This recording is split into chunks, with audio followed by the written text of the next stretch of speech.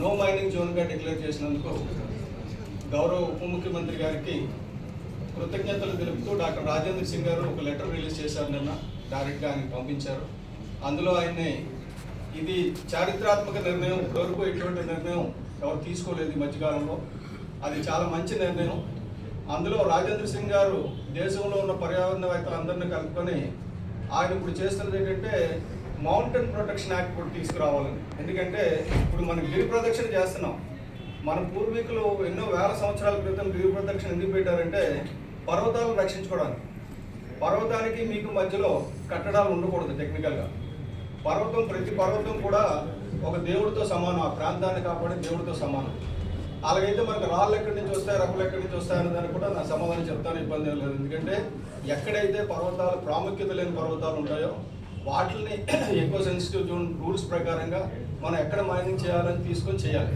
అటువంటి అనకాపల్లిలో మార్టూర్ ఏరియాలో చూస్తే ఒక పెద్ద సామ్రాజ్యం.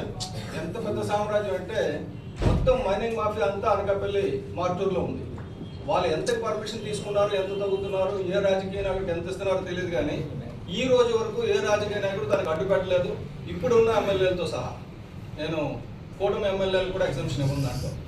కాబట్టి ఏంటంటే అదొక మాఫియా. ఎవరు వచ్చినా మీ వాటా మీరు తీసుకొని మాట్లాడుకుని ఊరుకోండి అన్న పద్ధతిలో దోపిడీ జరుగుతుంది. అటువంటి పరిస్థితుల్లో పవన్ కళ్యాణ్ గారు ఈ పర్యావరణాన్ని పరిరక్షించడానికి ఈ పంచదారుల కొండని పరిరక్షించడం, అలాగే రాజేంద్ర సింగ్ గారు ఏం రాశారంటే ఈ కంబాల కొండ చుట్టూ ఉన్న 10 కిలోమీటర్ల ఎకో సెన్సిటివ్ జోన్ని కూడా మీరు, ఎందుకంటే అది చట్ట ప్రకారంగా మన ఎన్విరాన్మెంట్ ప్రొటెక్షన్ యాక్ట్ 1986 ప్రకారంగా, అలాగే ministry of environment forest memo dated 17/5/22 ప్రకారంగా, అలాగే ఈఏఏ నోటిఫికేషన్ 2006 ప్రకారంగా సెక్షన్ 3 విత్ బ్రాకెట్స్ 1, అలాగే సెక్షన్ 3 విత్ ఇన్ బ్రాకెట్ 2, అలాగే రూల్ 5(1) వీటి ప్రకారంగా ఏదైనా వైల్డ్ లైఫ్ శాంక్చురీ కింద డిక్లేర్ అయితే ఆ వైల్డ్ లైఫ్ శాంక్చురీని కాపాడడానికి 10 కిలోమీటర్లు ఎకో సెన్సిటివ్ జోన్ అని డిక్లేర్ చేస్తాడు. దీని మీద సుప్రీంకోర్టు జడ్జిమెంట్లు ఉన్నాయి, పర్యావరణ అన్నీ ఉన్నాయి. అయితే ఇప్పుడు మనకు వస్తున్న Google data centre less than 1 kilometre radius అండి. Less than 1 kilometre radius. మీకు మ్యాప్ పెట్టాను. ఇది గ్రీన్ కంబాలకొండ, మీ అందరికీ ఇది ఇస్తున్నాను. ఈ గ్రీన్ కంబాలకొండది, ఇది సింహాచలం, ఈ బ్లూది. ఇక్కడ ఈ రెడ్దేమో eco sensitive zone within 1 కిలోమీటర్లో ఉన్న గూగుల్ డేటా సెంటర్. రెండోది తుర్లువాడ కూడా ఆ 1 కిలోమీటర్ ఆనుకొని ఉంది, 5 కిలోమీటర్స్ లోపల ఉంది. సో ఇప్పుడు ఇటువంటి ప్రాంతాన్ని, ఎకో సెన్సిటివ్ ప్రాంతాన్ని ఇప్పుడు డేటా సెంటర్లు వ్యతిరేకించడం కాదు, డేటా సెంటర్లు తీసుకొచ్చి ఎకో సెన్సిటివ్ ప్రాంతంలో ఎందుకు పెట్టాలన్నది మా అభ్యంతరం. దాన్ని కూడా నో కన్స్ట్రక్షన్ జోన్ కింద, నో మైనింగ్ జోన్ కింద చేయమని చెప్పి డాక్టర్ రాజేంద్ర సింగ్ గారు కోరడం జరిగింది. అలాగే మీకు మ్యాప్ చూపించారు. నెక్స్ట్ ఇంకోటి ఏమంటే భోగాపురం రైతులు జీవో 30 ఇచ్చారు. రైతులు కోర్టుకు వెళ్ళిన తర్వాత మేము ఆ జీవో ఉపసంహరించుకుంటున్నాం అని చెప్పి జీవో 52 ఇచ్చారు.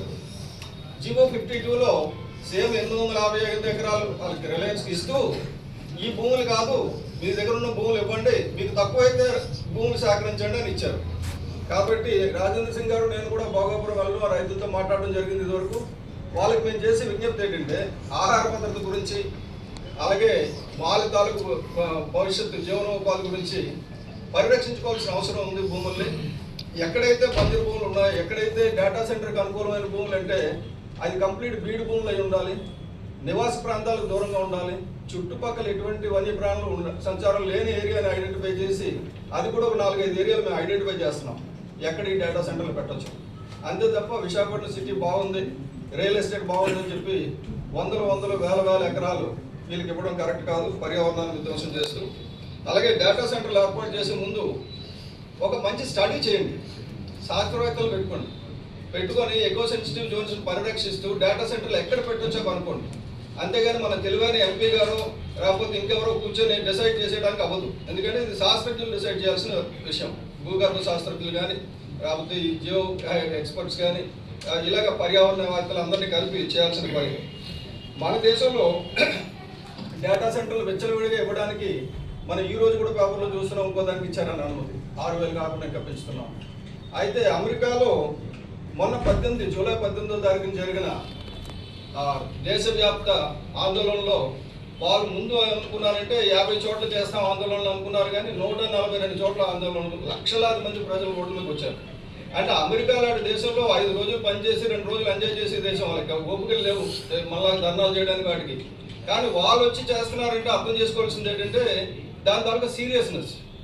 నెక్స్ట్ ఇది ముఖ్యంగా మహిళలు అమెరికాలో దీన్ని రన్ చేస్తున్నారు. ఇళ్లలో ఉన్న మహిళలు ఇబ్బంది పడి దీన్ని తీసుకొచ్చి రన్ చేస్తున్నారు.